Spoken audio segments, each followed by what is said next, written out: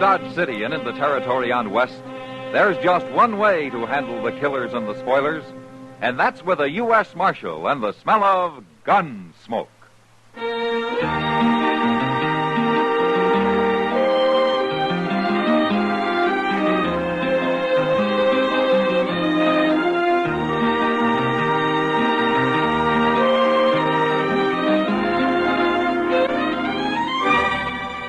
Gunsmoke, starring William Conrad.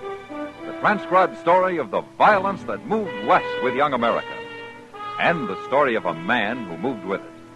I'm that man, Matt Dillon, United States Marshal. The first man they look for and the last they want to meet. It's a chancy job, and it makes a man watchful and a little lonely.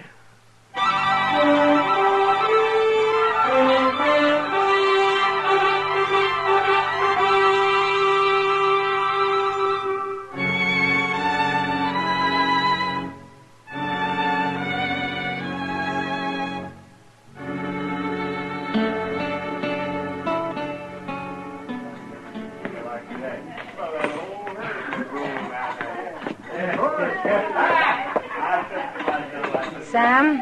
Kitty, what'll you have? I'm going out to Delmonico's for something to eat. If Marshal Dillon comes in, tell him to wait, will you? I'll send him on to Delmonico's. No, he's to wait here. It's Doc who's trying to find him. Oh. You look tired, Sam. I ought to. I've been tending bar for 12 hours steady. Well, what happened to the help you hired last night? You had the wrong idea, Kitty. Huh? I'm in business to sell whiskey, not to give it away to anybody who needs a drink and can't pay for it. Is that what he was doing? Was till I caught him at it. Hello, Kitty. Sam. Oh, Marshal. Matt, you're to stay right here at the bar. What? I promised Doc if you came in, I'd keep you here. He's been looking all over town for you. Oh, I thought Doc was delivering a baby down on Salt Creek. Well, he got back about a half hour ago. Oh, what does he want me for? It's about some trouble with a man and his wife called Tebbs. Tebbs? Well, not where he delivered the baby. This was in a sod hut about a mile above the crossing. Ah, well, what about him? Here he comes. He'll tell you. Here he is, Doc. Oh, fine. So you're a good girl, Kitty. Yes, you are. You're a good girl. I might never have found him. What's all this about these Tebbs people, Doc? Well, they're having trouble, Matt. Oh, what kind of trouble? Well, I stopped by to say hello and get acquainted, and, well, you know. Oh, sure. But the woman, she didn't act like she wanted anybody around. And then I heard the man yell at me from inside. She tried to stop me, but I went in anyways. He was lying there in a bed, Matt, with a bad knife wound in his leg. Oh? Yes. It's festered and it's given him a fever, and I don't think he can walk with it. Did he say what happened? Well, he claimed it was an accident, but he was holding a 6-gun under that blanket, Matt. Well, what for? For his wife. He's scared to death of her. I think she knifed him, and I think she's waiting for a chance to finish him off. You better get down there, Matt. Maybe too late already.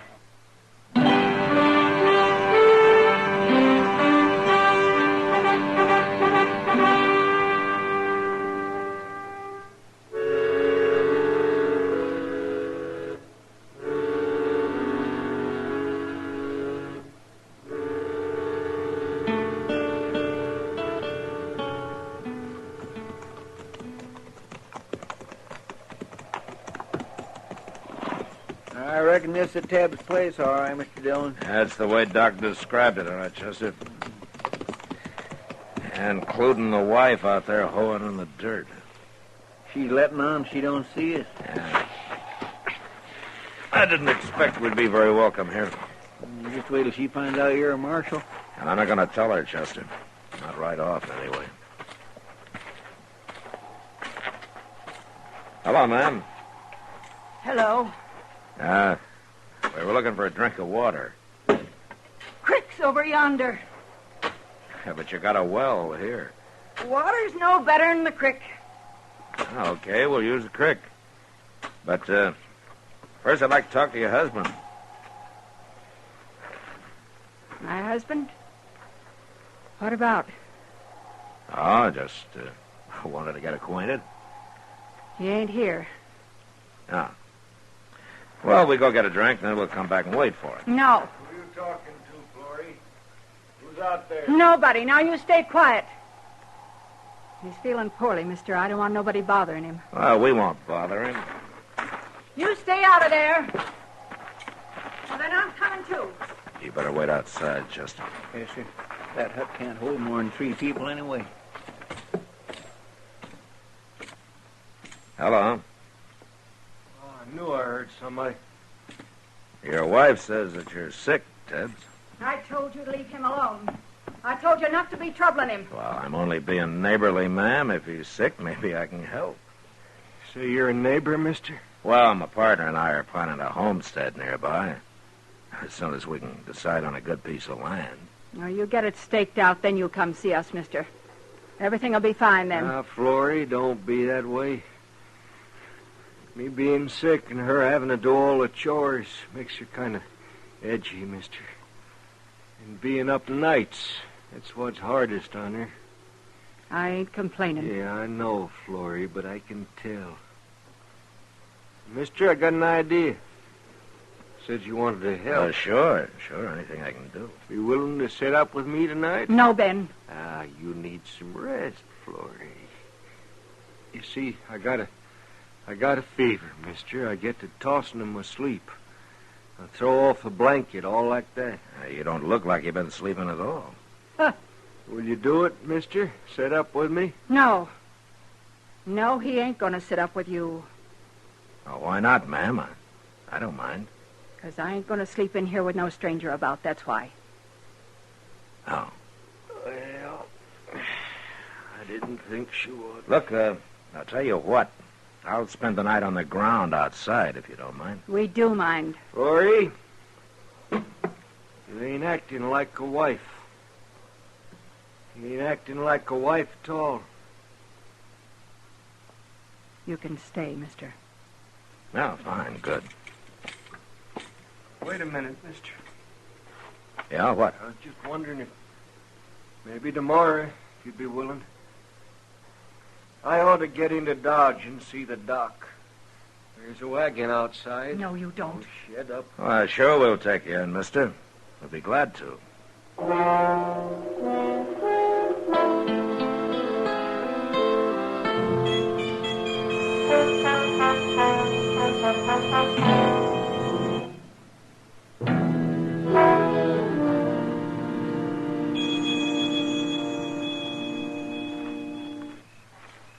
We really going to drive him into Dodge tomorrow, Mr. Dillon? Yeah, we better. Well, why don't she want him to go? Well, I guess Doc was right, Chester. She put a knife in him, and now she's trying to finish him off. Well, if he's got a 6-gun under his blanket, why don't he just shoot her? But who'd take care of him, feed him? He's getting more fever every day, and he can hardly walk anyway. Well, he sure can't last much longer with him staying awake, trying to keep an eye on her all the time. Yeah. Chester, I think I'm going to go in there and tell him who I am and load him into a wagon tonight. This has gone on long enough. I reckon you better, Mr. Dillon. Yeah.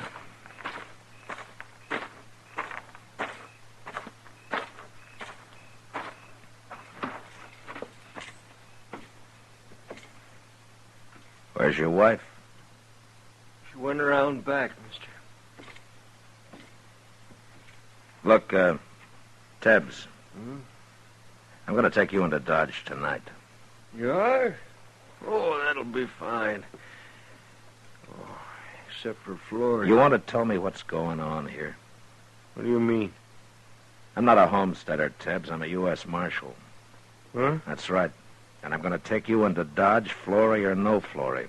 You need sleep and you need care. Oh, well. Now, you can tell me your story when you want to. No. There's no story. I just got hurt a little, is all. Here, look here, Marshal. You got to understand, Florrie.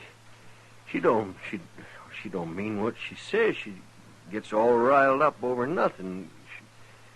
Well, you know how women are. What are you trying to say, Tebbs? Well, I'm fine right here. And Florrie, she's a good nurse, Marshal. You mean you don't want to go to Dodge? Oh, shucks, I'll be up and around in a couple of days. Don't you worry about me.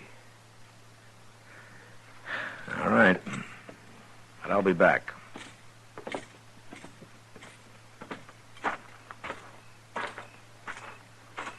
Chester. Chester. Get your hands up and turn around, Marshal. She's got a shotgun, Mr. Dillon. And I'll use it, too. She was listening at the window. Now my hands are up, Florrie. I'm taking your gun. She got my gun, too, Mr. Dillon. You're making a bad mistake, Florrie. I won't have you nor nobody else meddling where you don't belong. Now get your horses and ride out of here. All right. But we'll be back. I'm going to be sitting right by that door, Marshal. First thing I see or hear gets a load of buckshot. It won't be us, Florrie. But we'll be close enough to hear if you do shoot somebody.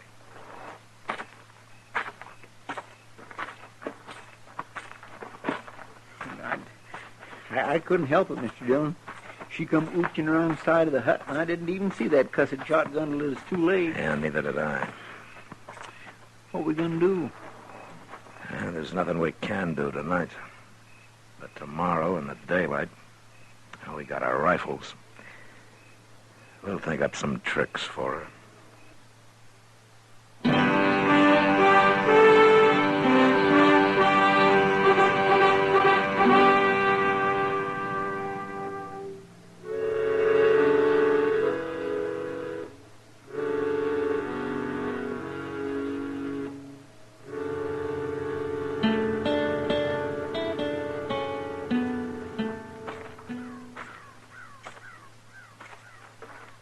I don't see her around nowhere, Mr. Dillon. She must be inside the hut, Chester.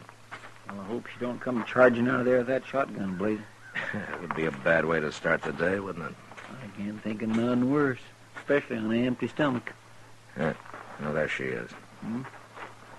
Now, wait a minute. It's all right. She isn't armed. Come on over here, Marshal. Now, what's she up to? Yeah, it's hard to say with a woman like that. I thought you'd be back this morning. Yes, I told you we would. We're going to take your husband into Dodge, ma'am. You're too late, Marshal. Too late. He died during the night. What? It was too much for his heart.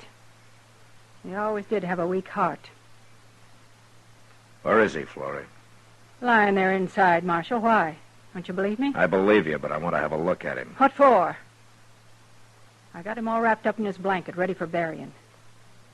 You'll go dig a grave for him if you want to help so much. All right, we'll dig a grave after I've seen him. You got no respect for the dead, Marshal? It's the living that bothers me right now, Florrie.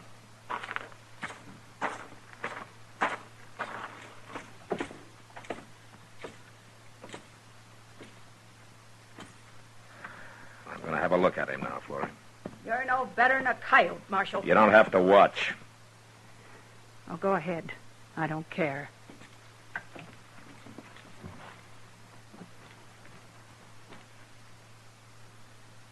I'll unbutton his shirt here.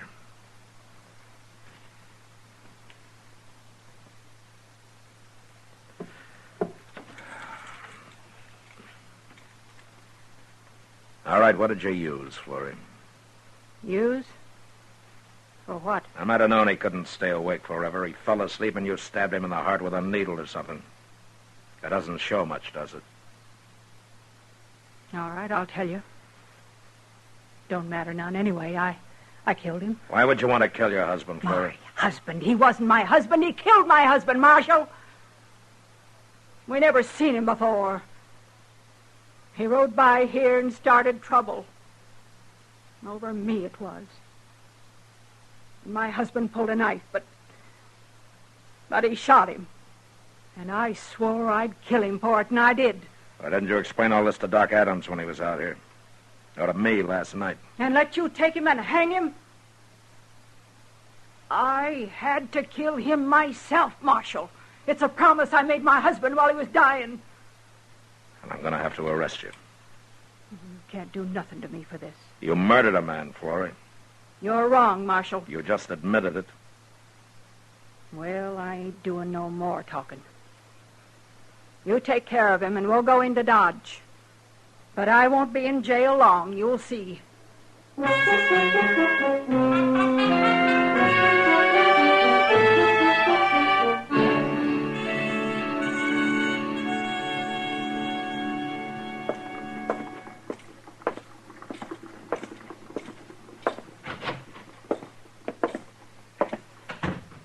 Good morning, Chester. Good morning, Mr. Dillon. What you got there? That's a mail. Oh, did you pick it up? Yeah, I picked it up. I was down there anyway. How's Florrie? She ain't said a word. Go get her, will you? Go get... What for?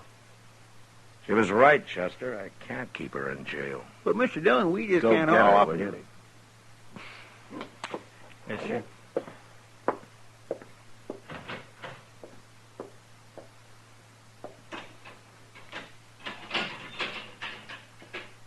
All right, come on out for it. You turning me loose? Not me. Mr. Dillon is. About time. Morning, Florrie. Not much of a jail you got, Marshal. Well, it's not strong enough to hold you. Of course it ain't. Florrie, the man you killed, you told me you've never seen him before, huh? I never had. What was his name? George Bassett. What else did you know about him? He was wanted. Dead or alive. He was wanted. I got a circular on him in the mail, Chester. It's there on my desk. A circular. Well, forevermore. How did you know he was wanted, Florrie? He said so. Now, that's hard to believe. Now, he told me. When he was bothering me. Before he killed my husband. He said one more wouldn't matter. I guess he planned to kill me, too, later. Only he hadn't figured on getting cut up. And he needed me after that. Yeah. Now, why didn't you tell me this out there, Florrie? I didn't think you'd believe me, Marshal. Yeah, well, maybe you were right. I never heard of George Bassett before. You heard of him now? Yeah. There's going to be some reward money coming, Florrie. Marshal, Yeah, what? you say it. Say what, Florrie? Please. Now. That you don't want the money? That you wouldn't take it? Thank you, Marshal. Thank you for saying it right. I feel some cleaner for that. Goodbye. Goodbye, Florrie.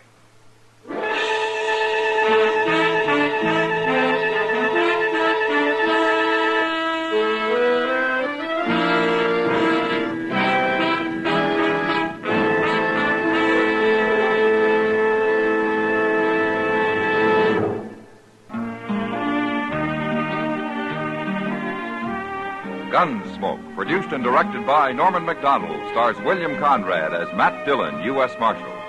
Our story was specially written for Gunsmoke by John Meston, with music composed and conducted by Rex Corey. Sound patterns by Tom Hanley and Bill James. Featured in the cast were Helen Klebe, Lawrence Dobkin, and Stacey Harris. Harley Bear is Chester, Howard McNear is Doc, and Georgia Ellis is Kitty.